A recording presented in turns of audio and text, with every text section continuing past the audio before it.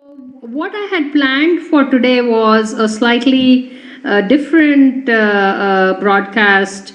I actually put together a presentation talking about some of the insights from my career on technical versus management career decisions. So before I get into that, let me give you a little background about myself. I've been in the industry almost more than 28 years now.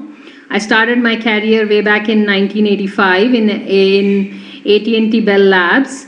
I was part of the architecture group for the 32-bit microprocessor team where I designed the prefetch unit, and I also worked on their LAN technologies. Then I came to India and I was part of a group called CDOT, where we designed the telephone exchange for India, and I was responsible for designing the processor complex for the 40,000 line exchange. I was also responsible for a parallel processing initiative that was done at this, which was funded by the government to build parallel processing machines for weather forecasting and climate modeling. After that, I did a couple of startup stints in the area of developing DSL and data over cable solutions, and also I essentially on the hardware side we built the DSLAM and stuff like that. And then I was also in another startup where we built accelerators for routers and switches, networking accelerators, and we got a lot of IP developed at that time. After that, I moved to Texas Instruments, where I worked in broadband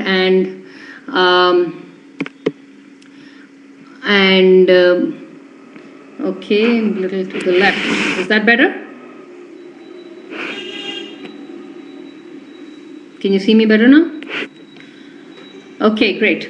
So, in Texas Instruments in India, I kind of set up the broadband activity where we developed a packet cable solution, essentially a voice over cable solution, and I was managing a team spread across Israel and the US and India. This voice over cable solution helped us leapfrog over Broadcom by 2 years and became a $100 million business.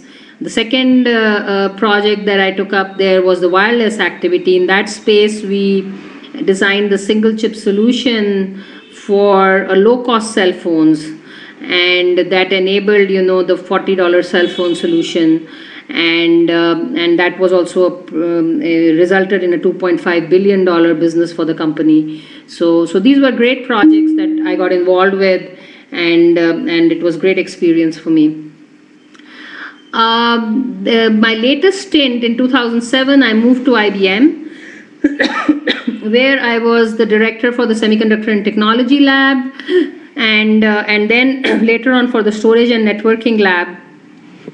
And during this stint, I was also, I got involved in these voluntary activities with IEEE, and I was invited to be on the IEEE Standards Association Board of Governors, which gave me a very good insight on how important these kind of forums, which these volunteer-driven forums, how important they are really to the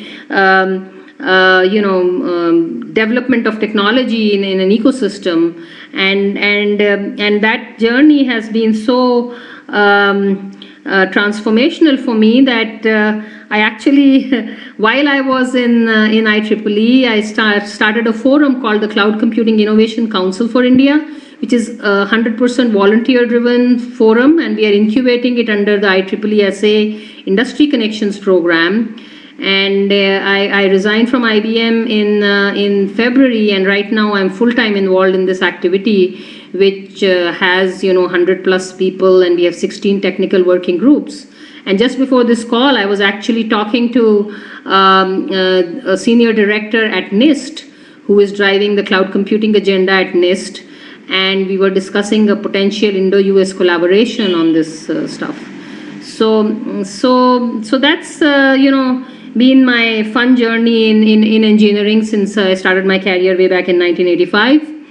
And what I want to share with you today is some insights that I have on the technical versus management career that people, decisions that they pursue. So this talk that I'll be presenting to you, I have used this in two ways.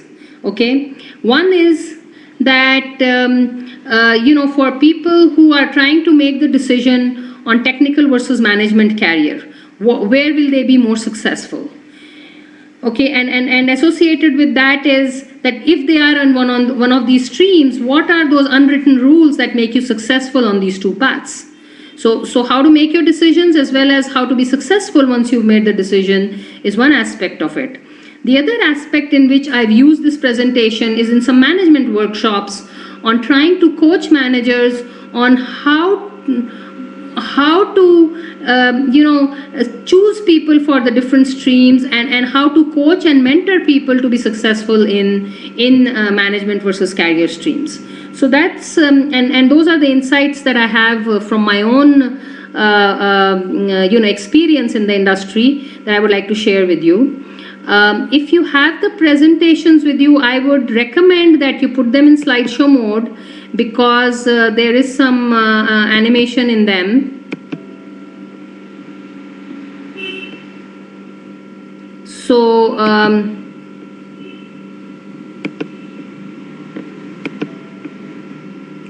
having some difficulty getting onto slideshow mode myself. Anyway, so yeah, if you have the presentation, I'll go ahead with it. Kiana, has anybody requested for the presentations?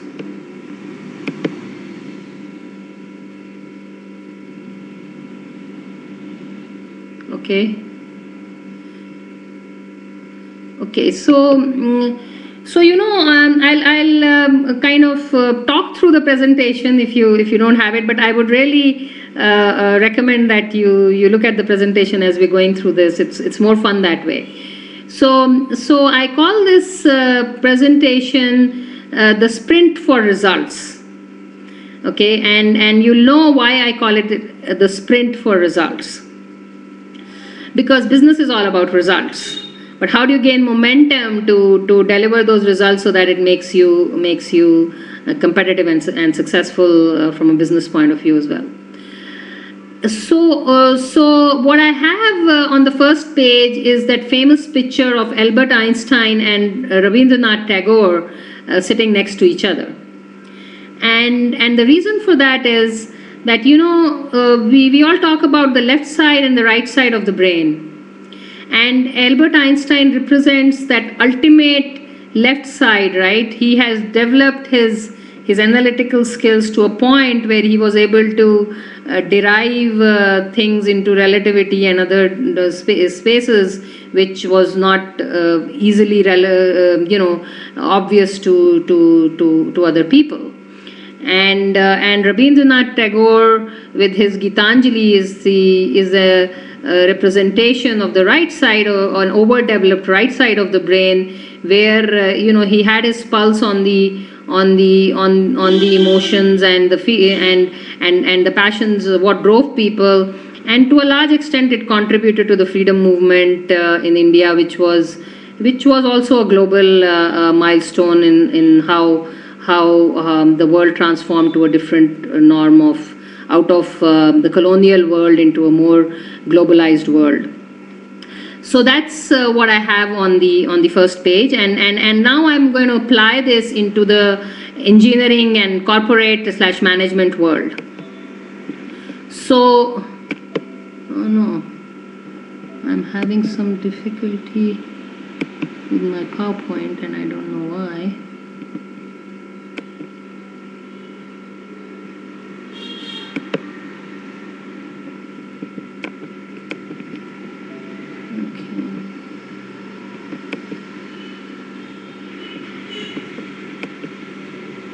Okay, so the next page is about the technologist mantra. So I first start with some of the insights about what makes you, how you make a decision to become a technologist rather than a manager when you are at that fork, and also once you are there, what makes you successful. and weaved into that are lessons on how a manager should manage his technical people and mentor and coach them better. So a technologist's career is all about solving real problems.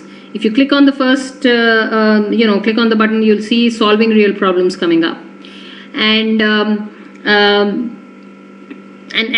that's what it is about. I mean, in the technology space, you have to find real problems and solve those, and not this is not about research. It's not about doing things which are probably esoteric problems, but you need to find real problems and you need to try to solve them. And it's also about perseverance and persistence. So as in the quote, try and try again, because the more out of the box your solution, the more innovative is your solution to solve the problem, the higher will be the resistance and skepticism that you will encounter. So unless you persevere and persist in your idea and try to convince people about your solution will never see the light of the day. So it's very important to keep that in mind. And it's about reaching for the sky, which means that you need to, in today's world, you really need to think global. The world is very globalized, and you need to think about, driving solutions which are globally implementable, and setting standards for yourself. You're really playing in a global world today, and you need to set those standards. You cannot work in just looking, in a localized manner, because somebody out there may have solutions and innovations which will far exceed what your solution is, and your work may not be worth it. Then it's about innovations that matter, and that means it's trying to solve in-the-box problems. In-the-box means in the domain, in the sphere of where you are, in your organization, in the business unit that you belong to, but use out-of-the-box ideas. And that's what innovation is all about. Innovation is about out-of-the-box ideas to solve, and in the technology context, it's about solving in-the-box problems, both in the technology as well as in the business context. And it's important to bear that in mind.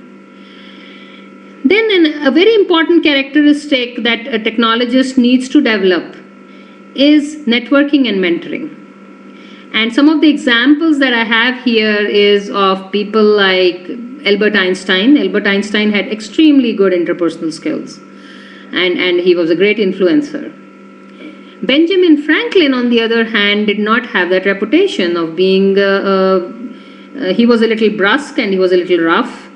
And as the story goes, that there was a time in his career where he realized that because of his interpersonal approach, people were not buying into and supporting him in his ideas.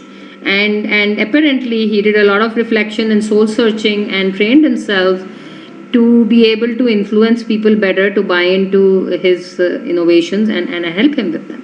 Because you can't go it alone. If you're going to build a viable solution, especially in today's world, which is interdisciplinary and requires innovation across different domains and people from different organizations and different domains to come together, it's extremely important to build those interpersonal skills. And last but not the least is thriving on technology. So you know that you are built for technology if technology brings out the passion in you. If you dream technical solutions, if you read something innovative about technology and it gets you all excited, that's very, very key. So if you click again, you'll see this is what sprint is about. SPRINT. The sprint, the momentum in an organization, especially in the engineering organizations, comes from the technologists who are solving real problems, who have the ability to persevere and persist in their solutions, who set global, who reach for the sky and set global metrics for themselves, who do innovations that matter, who have the skills interpersonal skills to network and mentor, and who thrive on technology. So those are the mantras of success in the technologist role. Now moving on, I have a slide now which is called Manager's Mantras. So the first click there brings you results that make a difference. So manager's role is all about delivering results. And the results that make a difference to the business, results that make a difference to the product, and what are those products? So I have these gold medals called and CPPQS. CPPQS is what? Cost, performance, power, quality, and what was this? I forgot. So these are some of the metrics on which you need to make an improvement when you are delivering a product or a solution. And unless you are tangibly being able to make a difference to these parameters, you are not making a difference to the business through your product. Then, it comes up on execution. So execution is not about the picture that I show here, which is a guy actually in a jail executing a prisoner. So as a manager, your team is not the prisoner and you are not the guy who's going to execute them. It is about excellence in execution by building a framework and a structure, and the picture I have here is the CMMI framework. So you need to build a framework where when you get into execution mode, it flows along with the systems and processes that you have put together, so that you can achieve your timelines and your metrics, your quality metrics, in a smooth manner. Then it's about stakeholder expectations, and in a manager's role, the stakeholder, you will see these concentric circles that I have. Your stakeholders are in different layers, and if you are not aligning 360 degrees and across all the layers of your stakeholders, in today's world it's global, across all the geographies in the globe, you're not managing your stakeholder expectations, and your reportees and your bosses and your peers and your collaborators, you are not, any one of them can pull you down. So there's a lot of energy that you need to spend on this, and the skills that make you effective in managing stakeholder expectations. Then it's, the next one is undying optimism. Now in the world of today, we are taking so many risks and we are working at such a breakneck speed, where, and as a manager, you see those risks, but you can't announce gloom and doom because of some of those risks not panning out and you seeing them before the others. You have to keep that feeling of optimism in and around you to be able to deal with those risks. And the picture here shows a flower growing in a desert. So this little flower, the seed which created this flower would never have happened if the seed said that flowers don't grow in a desert, right? So that's the kind of optimism, maybe unrealistic, but really a manager portraying that optimism and positive feelings makes a big difference to the business and the team. Then it's about leading and nurturing talent, and I have a picture of Mahatma Gandhi there on what was the famous Dandi March. I don't know how many of you are familiar with it, but it was about the salt tax. So he marched to the side of the sea and made salt rather than buying salt and paying tax to the government. And following him are some of these big what would I say, leaders of the who made the freedom movement happen. People like Pandit Jawaharlal Nehru, Lal Bahadur Shastri, Abdul Kalam. Those are the pictures here. Now these were people of eminence. They were people of, individuals of great, scholarly, and who had their own personal achievements. They were big businessmen. They were lawyers. They were professionals. What reason did they have to drop everything and follow this man who who wasn't anybody that paid them a salary or defined their career path or anything like that. So that's the kind of spirit you need to inculcate in your team, where your team is willing to follow you through the thick and thin for the big mission or the big product that you're trying to develop. And then it's on thriving in ambiguity. So the management role is all about being able to deal with ambiguity, because things are not clear. There's always going to be a lot of ambiguity and confusion around you, and if you're the kind who wants clarity and complete structure and well-defined things around them, you're going to end up with a lot of health problems like diabetes or blood pressure or heart problems. So unless you have the skill to go with the flow, it's going to be hard being a manager. And finally, it's strategize with your feet on the ground. And I have this saying from Theodore Roosevelt that I want to see you shoot the way you shout. So strategy is not just some fancy bullets and fancy PowerPoints. Strategy has to be realistic and executable, and that's the way you need to strategize, and that's extremely important. So if you click again, you'll see this comes up as results, RESULTS. So results that make a difference, excellence in execution, stakeholder expectations, undying optimism, leading and nurturing talent, thriving in ambiguity, and strategizing with your feet on the ground. So those are the mantras of success for a management career that I have put here. And if you go to the next slide, you see the famous chariot of Mahabharata, an Indian epic, in which there is Lord Krishna and the warrior Arjun, who helped win the Mahabharata war. And the interesting point I'm trying to make here is that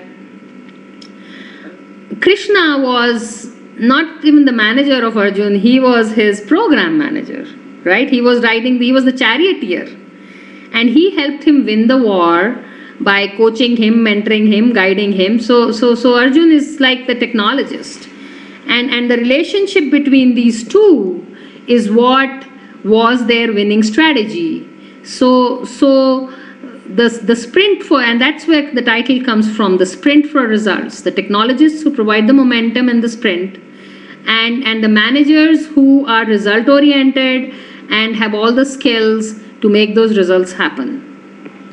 And when the two come together, that's the greatest business solution to really build great products and great businesses based on that. So then there is the slide back to the left brain and the right brain, Albert Einstein and Rabindranath Tagore. And if you click again, you see two women representing the left brain and the right brain. And for those of you who are following the presentation, I would like to pose a question. Do you recognize who these women are? You can type out your answer in the chat window.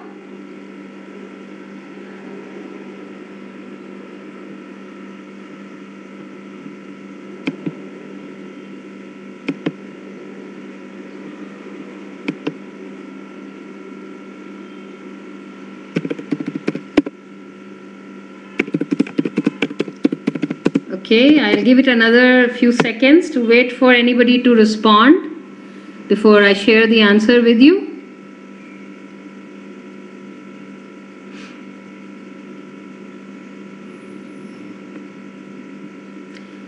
Okay, since I do not have a response, I'll share the answer with you.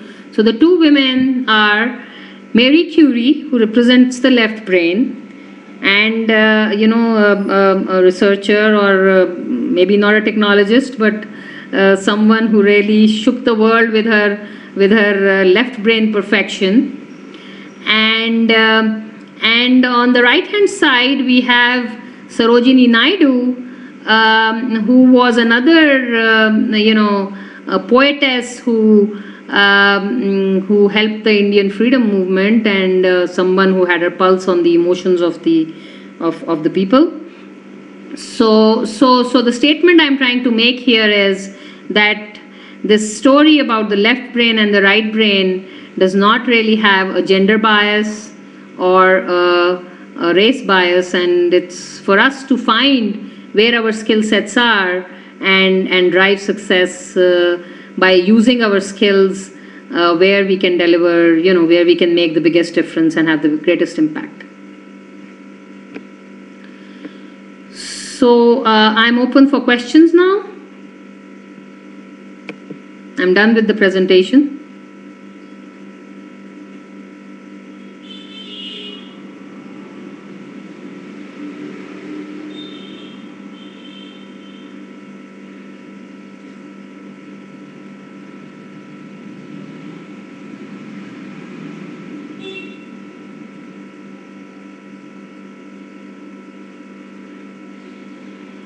So I learned about IEEE. So the question that has been posed is, how did you learn about IEEE and IEEE WIE? So I learned about IEEE as a student during my college days when I was doing my bachelor's degree in engineering in Punjab Engineering College in Chandigarh. I think there was a drive for IEEE membership, and I did become an IEEE member. And later on, when I was doing my master's at Rutgers University, I renewed my membership and continued as an IEEE member ever since. IEEE Women in Engineering is something I was kind of aware of from all the publications and the Spectrum magazine, but I never really got actively engaged with it till I think in 2010 or so. There was somebody approached me that they needed a keynote speaker for the Region 10 IEEE WIE conference, which was being held in Bangalore, and I made a keynote speech there, and there were people from the delegates. I think over 200 women were there participating, even from countries like Sri Lanka, Pakistan, and Singapore, there were people from the WIE office in the US, in Piscataway, who were also there. So that was the first time I came to know how of this forum and how effective it is. And I met Ramlata there, and she was she kind of mentored me a little and gave me more insights into how WIE works and how effective it was in India. I was not aware of that. So that's been my journey, learning of IEEE and IEEE WIE. So right now I'm playing the liaison role for the IEEE Standards Association, and I've been in touch with Kiana and Nita and Karen Bartelson, who was the earlier liaison, and she is now the president of IEEE Standards Association. So I'm trying to figure out what's the best way that these two forums can benefit each other. I don't have an easy solution yet, but I have had a few discussions.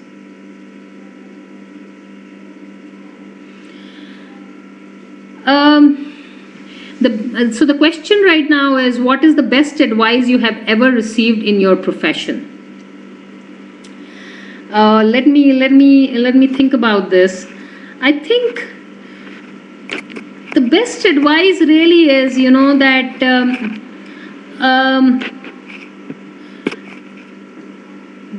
just look at be focused on the possibilities of your role. Don't get bogged down by the challenges and the barriers. There are always challenges and barriers, but if you are seeing the possibilities and you're getting excited about the possibilities of your role, then you will find solutions for the difficulties that you're facing. So that is really my personal mantra for success.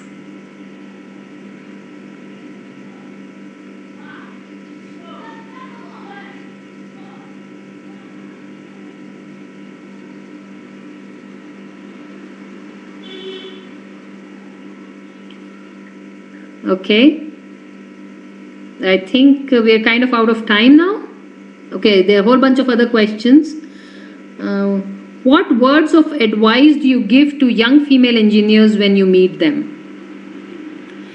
It's kind of interesting, you know. So I'm 53 years old now. I got married in between my bachelor's and my master's degree, and I have 2 kids. And my husband has a pretty demanding career. And in this journey, I've had to take care of my parents who went through and my in-laws who went through various illnesses. So life has been, pretty challenging at times. And my career has been my passion. And but don't lose sight of the fact that you belong to a home and a family, and that is your biggest support system. Do not undermine your other responsibilities, and you will see that if you do not lose sight of your other roles, you will get the support you need and you will be able to be successful in your career role. Do not let your career overwhelm your other personal roles. So that is a lot of the discussions that I have with young female engineers. I've done a lot of coaching and mentoring struggle with, and my advice is do not undermine the importance of your personal priorities, and you will be able to find solutions for your career ambitions and aspirations. There may be times you may have to make a compromise, but believe me, there's enough time to take care of that. What are you currently working on or researching? As I alluded to in the early part of my introduction, I'm right now driving what we have called the Cloud Computing Innovation Council for India. So this is a team where we have technologists from across industry, which is, multinational names like IBM, HP, Xerox, EMC, VMware, then India companies like TCS, Wipro, Infosys, Cognizant. So technologists from these, as well as startups, in the industry. Then we have people from the government labs, which are actively engaged in cloud computing initiatives, especially for e-governance. And we have people from the academia coming together to do innovation around cloud computing, which will enable acceleration of cloud computing, of adoption and deployment of cloud in India.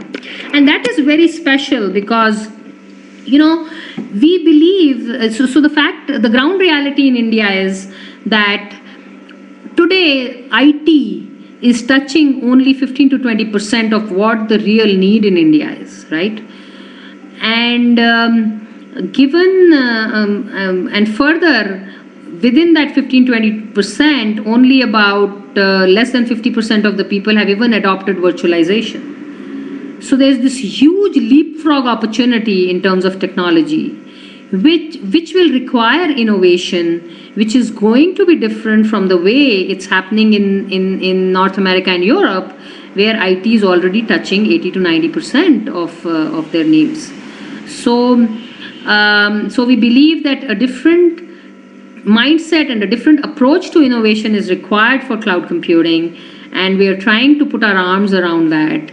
And as I said, we have about 100 people on board who are passionate about technology, working in 16 technology groups, looking across deep technology areas like compute and networking architectures, looking at cloud storage, cloud management, platform technologies, and sustainability technologies like green computing, and mobility and access technologies for cloud. So we have a deeply technical group, one section. The other section is on cloud enablement, which is looking at cloud SLAs, cloud security, which includes anonymity and privacy. Then we're looking at interoperability and standards, and then we're also looking at regulations and policies. So that's the other section. And the third section is on usage scenarios, starting from e-governance, cloud, industry-specific cloud like banking cloud, telecom cloud. Then we have a group on, development clouds, which is like e-health, e-education, e-agriculture. That's another group. And then we're looking at software as a service platform, software as a service related technologies and evolution in that space. And another group on big data and analytics, and then another group focused on startup ecosystem. So these are the technical working groups, each one of them comprising of 5 to 10 people. Okay, I have another question popping up, which is, what was your most fun management challenge problem and how did you solve it? Many interesting problems actually. Let me pick one from the early part of my career and maybe another one from the later part of my career. The first one, I was, I mentioned the fact that I was, this was the first, actually this was my first management assignment. When I moved into becoming a manager, I was asked to manage the parallel processing group in this organization called CDOT. So they had been funded by the government to build parallel computers for various problems, and these were customized parallel computers. This was way back in the early 90s. And when I was given responsibility for this group, they had already installed a 16 node and a 64 node parallel processing machines at two research organizations. And there was a 192 node parallel processing machine meant specifically for weather forecasting and climate modeling, which was sitting in the lab. You know, the boards had been done, and the back plane was up, and it was unstable. And the original team which had designed this, bulk of the engineers had left. I had just one technician who had been part of the main team, a couple of people on the system software side, and the high performance Fortran applications team was actually intact. And I had to stabilize the system, and there was a deadline to install it at one of the institutes in the country. And I was made a manager, and I had to bring in these fresh engineers and stabilize this. So that was fun work. You know, we had to we found thermal problems, power issues, stability issues. We had to debug this machine, and finally we did it. We with a bunch of freshers from campus. We took it to the institute, we installed it in 2 nights, and for 2 years it ran without any customer issues. So that was the challenge, and the trick to solving it was essentially putting a good execution system and process in place, right? Defining clear roles, putting a process on testing, debugging, validation. So there were challenges like, the power supply. We had to build a 440 volt to based power supply, and to supply the various to the 5 volt in the back plane, that thick wire. I'm forgetting the name for it. Anyway, defining very clearly and explicitly what the requirements were, and then testing to that, and getting people to read. The 192 processor nodes, the boards that were there, they were developing thermal issues, and so we had to actually find the right locations. We did thermography and put them in different positions, because this was an air-cooled machine. It ran on fans. There was no air conditioning. So getting it to work like that, so really going in a very systematic, structured approach for different parameters, of the machine, and then doing extensive testing and running, was really the key to that. Another interesting challenge that I had was that in the towards the the last job that I had at IBM, I was setting up a semiconductor group in semiconductor research, and there was this IBM fellow who was very particular about the kind of skills that we bring on board, because unless we have the right kind of skills, we can't really set up this team. This work had never moved anywhere out of Burlington and Fishkill, where the fabs were. And so the first time they were going to move some of the computational electronic stuff, away from the fabs. So as we were hiring, there was this one individual who was a MIT PhD in nanotechnology, and he joined us. And he made this amazing presentation where he tried to convince these IBM fellows that some of the techniques they were using for modeling would not scale in the nanotechnology days, and that's what his thesis had been about. And he really impressed people, and they were very keen to have him on board. So I hired him, but I told him that, see, we are setting up a new group, and we are not going, your heart is in the nano space, in the 22 nanometer, 32 nanometer space, but we are going to start with some of the older, specialized nodes, the 180 and 200 nanometer kind of nodes, which are used in the analog space. And he was okay with that, and he came on board, but very soon I realized that he was not keen on doing that.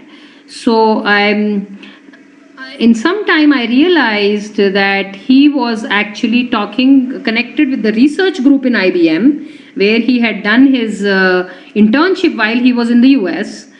And since they didn't have any headcounts in research, he came and joined development, and he wanted to start this activity and create a research project, get approvals, and probably move into research with this project. So that was a plan that he and some IBM fellows in research were hatching, unaware to me. And when it came to me, and I said, hey, so I came to know about this when they had done the proposal. It had gone up the value chain in research, and the VP for research had decided he doesn't want to do this stuff in India because his research agenda in India was different. So then this person comes to me, and I said, okay, let me try finding a solution for you in the development world, the people who are in my contact. And we went, and I got some of the the technical fellows in the development world to advise me whether what he was saying was of value to the company from a business and a development perspective. And they said, yes, we need this, and we need this now. And they convinced me that the kind of skills he brought were usually not available in the development world. They were sitting in research doing graphene or carbon nanotube stuff, whereas applying these skills to the current development nodes in semiconductor would make a big difference to the overall business in that space. So given that conviction that and approval that we got, then we went up the development path, and the VP was convinced, and we were able to convince the VP to initiate this activity in India, which was not at all the charter for the India team in the early stages. So the message there is that if you have the right technologist in your team, and you listen to his passion and direct him appropriately, you can really diversify your portfolio in very, very interesting ways that you had not imagined. So nurturing these mavericks, maverick amongst the technologists is really a mantra for success for managers.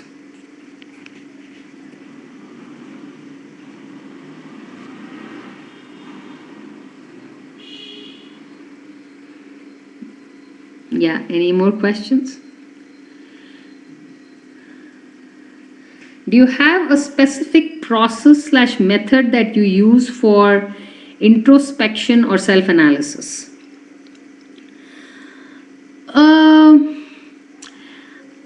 And well, I think I have evolved a process over time, and this is where I stand today. I mean, this is not the way I was, okay, but this is where I stand today after the wisdom of making my mistakes and suffering my follies that I have come to.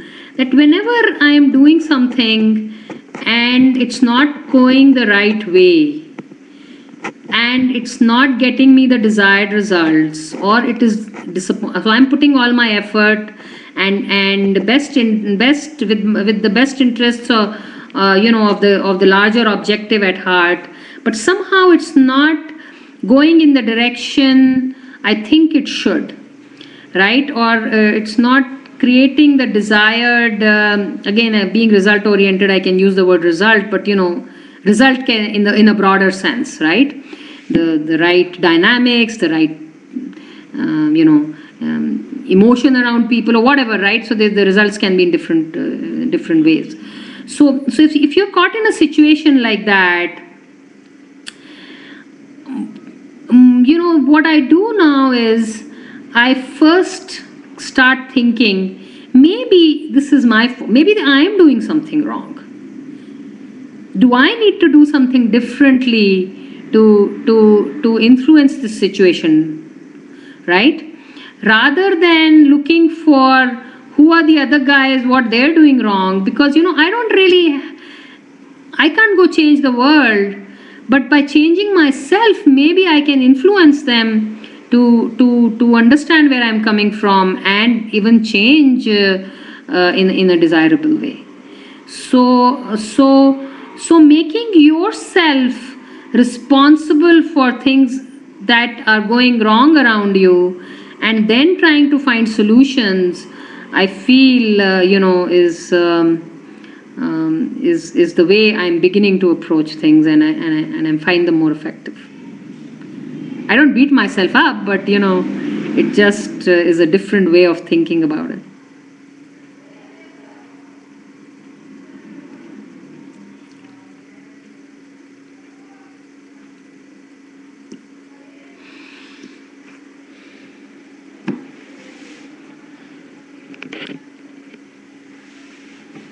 Any other questions? Why did you choose engineering as a career? Very, very interesting question. And, I was passionate about physics and maths. And somewhere in my high school, there was, my father was a biochemist. And he used to get this magazine on industrial research from Glaxo's. And Glaxo was running a competition, an essay competition on, the importance of purity of, what did they call it? Purity of products, the significance of purity for the industry, right? And they wanted people from different industries to comment on how important it is that the various chemicals, purity of chemicals, right? The purity of chemicals that are used across industry, that what is the importance of purity. And I took I decided to participate in that essay contest, and I did some research on the significance of purity in this electronics/semiconductor industry.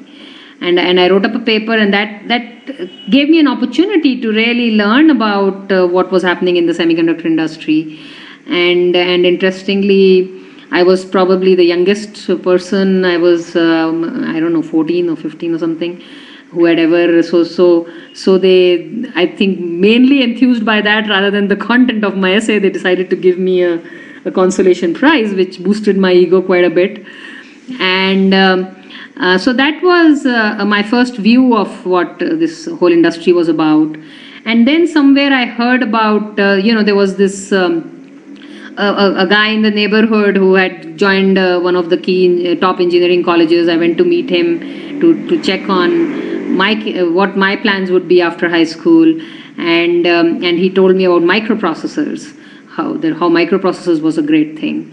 So I heard about a microprocessor application lab coming up in the vicinity in my city, and I went and spent some time there, and I got fascinated with computers and microprocessors, and I decided to take up engineering. Luckily, I got admission in electronics, which was the branch in those days. There was no computer science, and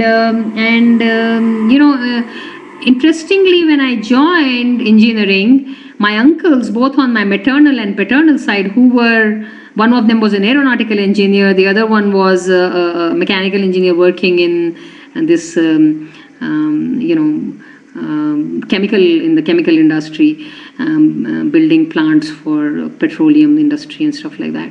So they both sent letters to my father saying that engineering is not a profession for women. Tell your daughter to choose another career option. But my father was very supportive, and my mother too. My parents said, if this is what you want to do, sure, we'll support you, go ahead.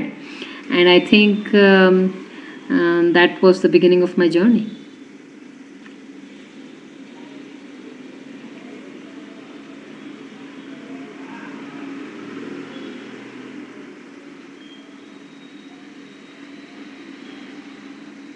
Any other questions? What do you know now that you wish you knew when you were in your 20s and starting work?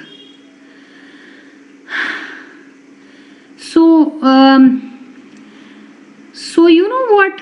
One of the mistakes that I made repeatedly in my career, and I would say maybe in my third or fourth job, I really corrected myself. And I was always passionate about my work. I was always delivering great results, and I felt that was my job. And my manager's job was to take care of me because I was such a great, member of his team, doing such great things. I never put any effort to understand my managers, and I would often get into tiffs with my managers on issues that were probably verging on political, where they would want me to do things which were politically savvy rather than objectively the right thing to do for the goal that we were trying to achieve. And I could never come to terms with that. And it took me a while to understand that if if you don't align well with your manager's priorities and objectives, you're going to land into trouble.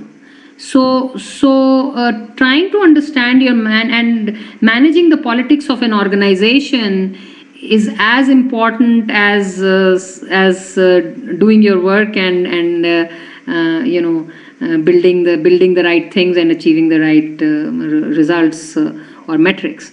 So understanding the organizational dynamics and especially the relationship with your boss are very, very critical. And in today's organization, often you have multiple dimensions. I mean, there may be somebody who hands you your white paper or your salary check, but there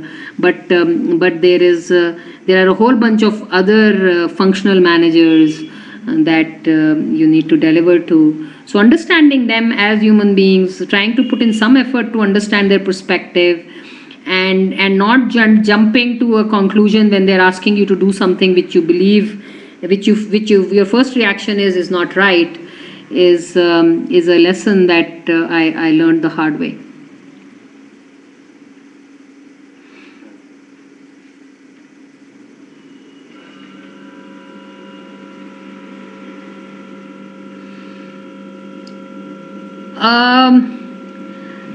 I have not what is the most interesting project or program that you have worked with in IEEE WIE/IEEE, and why? So as I said, I have not really, except for the keynote speech that I gave for WIE in their Region 10 conference, I have not been able to bring great value in the WIE framework, but at IEEE, I think the greatest learning I got was when, in the 2 years of tenure that I had on the IEEE Standards Association Board of Governors, it was really and I used to be a very business results oriented person, and when I saw these people who were passionate about technology and contributing, and the impact that IEEE has had on technology and innovation in a country like US, is I learned and saw the spirit of it in that tenure, and that was a great insight to me on how important it is, the give back, and getting involved in forums beyond your immediate work, how enriching it is, and also how important it is. What do you think about today's engineering and engineers? I think engineering is moving into some really interesting spaces right now. So there are two things. One is, the easy problems have been solved. It is the hard and complex problems that are left for the engineers to solve now. Okay, so a lot of it is bringing multidisciplinary technologies together and building solutions for the future. So that's what is the demand from engineering today. I think the young engineers are so savvy on the internet, the social media, that they are grooming themselves up for these opportunities. So it's a whole new world with whole new possibilities, and I think the young generation is gearing up for that. So I think the lot of I feel very positive about the future for engineering and engineers, because there are lots of problems to be solved. 6 billion people on this planet. Okay, there are 6 billion people on this planet, and they are watching through TV the way people live in America. The big, bold and beautiful, or whatever those TV series are, Rich and the Famous or whatever. So everybody wants to have a lifestyle similar to that. Now, how can you enable that? How can you enable those basic opportunities and day-to-day comforts of life for 6 billion people? Technology is the only solution, right?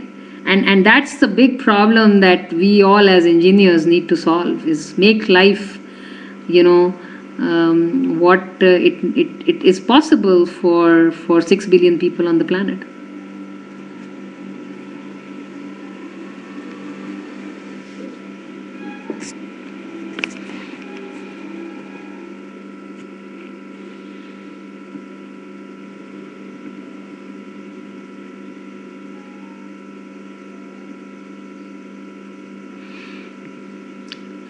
What do you feel are important skills for recent graduates in engineering?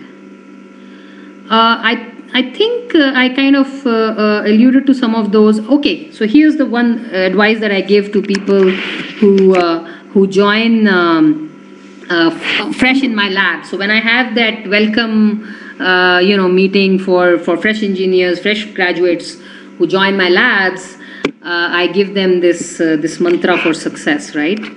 And I say that it's all about you. Define a vision for yourself, right? What is your passion? Where do you want to take? Always, at every step of your career, you need to have a vision for yourself and pursue that. The other thing that I tell them, and I'm going more on the soft side, and I'll get on the hard skills part later. So on the soft side, there are these 3 mantras for success that I tell the young engineers. One is, have a vision for yourself. at every step of the way. Set your goals, and pursue them. That's very critical. The second thing is that, align with your boss, your manager, right? And as I said, my managers, there could be multiple managers, but build a good relationship with your management. Learn to, as they say, manage upward. It's extremely important, because if you become a part of what they are trying to make successful, your success will come out of that, right? So that's very important, and often we find the youngsters don't align with that easily. Maybe the rebellious teenage remnants of rebellious teenage adolescence. Okay, so that's a very important part of it. The other, and the last and the most important is that your peers are very important to your success. So as you choose your peers, the ones whom you associate with in your discretionary time, choose them carefully, because in your organization you'll always find those naysayers, those gloom and doom kind of guys who are sitting, who have the time and energy to show you everything that's negative. But the guys who are positive and are so damn busy, they're not easily available or accessible. But those are the kind of people you want to associate and learn from the skills to be successful in a corporate environment, right? Because a corporate environment is complex, and sometimes navigating it can be tricky. So you need to associate yourself with peers who are doing the right things and who are feeling happy and positive about being in the organization, rather than the people who see everything that's wrong with the organization. So those are the three important things. And then in today's world, I think using the social media, using internet effectively is a very, very important skill. Networking inside as well as outside the organization with people in your stream, being on top of technology is very, very critical. So that's those are some of the skills that I can think about at this moment. Any advice for technical professionals re-entering the workforce after taking some time off? See, re-entry is something that you need to have a well thought out strategy for. Okay, just because the industry is ready to hire you and give you some position, and opportunities are becoming available, is not the right approach. If you really want to be successful after re-entry, you have to have put in the effort to have bridge the gap, right? So technology is moving at such a rapid pace. The time that you've taken off, things have moved forward, and that's a gap you need to fill. And it may be a good idea when you are ready to re-enter to go and educate yourself a little on what is the latest and greatest, and come back with a bang, rather than enter on a weak footing because of the time and then try to fill up the gap while you're on the job, because then you'll be on the defensive, and that's not what you want to do. You always want to be on a winning streak, and nobody should your having taken time off should not become your weakness. It should become your strength. Any advice on how to get into leadership positions? You know what? It's kind of interesting, and that I personally, in the throughout most of my career, I would say, have never really vied for a leadership role or a leadership position or a promotion. If you focus on what your current role is and deliver results which exceed expectations, the leadership positions will come to you. Okay, so you don't really have to have a strategy to move to a leader. I would say mentoring is good, and at some point you may need to, especially in the later stages of your career, when you are in the third line, second line, so maybe more than second, third, fourth line of management, where the pyramid becomes very steep. At that point, sharing your ambition and building a set of sponsors may become important. But I would say largely for the first 15-20 years of your career, you need to focus on what you have in hand and outshine everybody around you, so that people will then come to you for as positions and opportunities are there, they will be offered to you.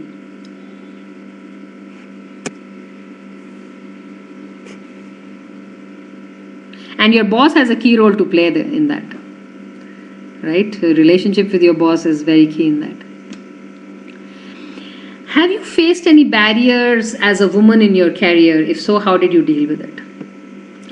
So as I told you, I joined in those days when women hardly used to enter engineering profession.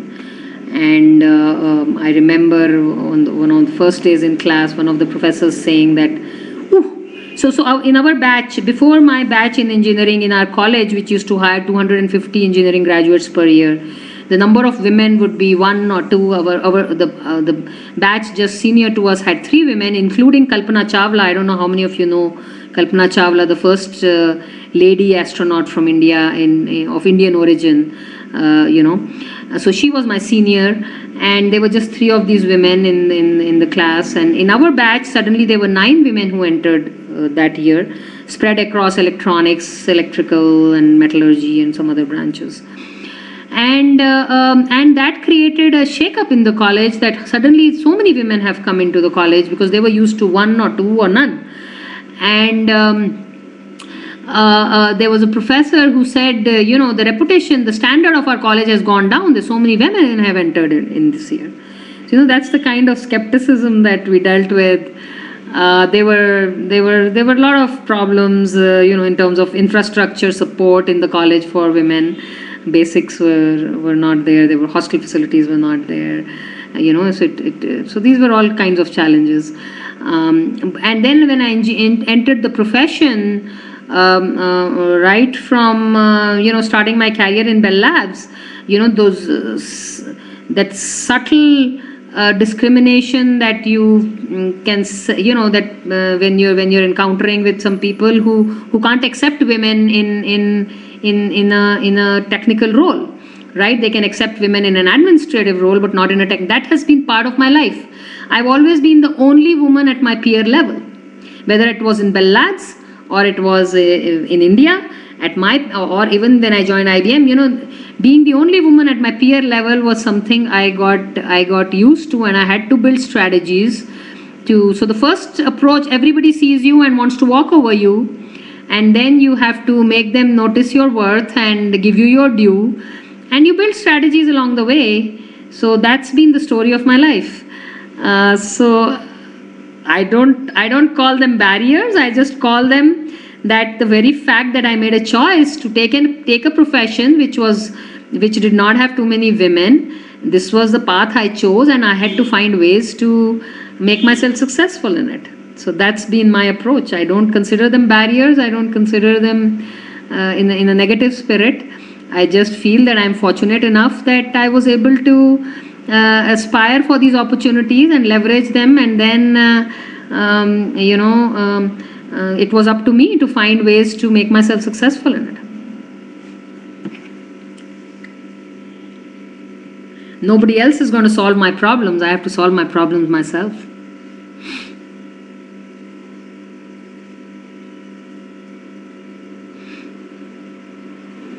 Okay, so thank you very much for the opportunity, and it's been great being on this session, and excellent questions that have come, and I hope that this was insightful for you and useful as you pursue your careers. And I'm I would be happy if any one of you wants to reach out to me directly, and I can help you with any decisions or choices or any problems that you may be facing. I think I've seen a lot of the rough and tumble of this of a woman in engineering world, and if I can be of help to anyone, it would be I would actually feel honored to help anybody if I can. Thank you so much.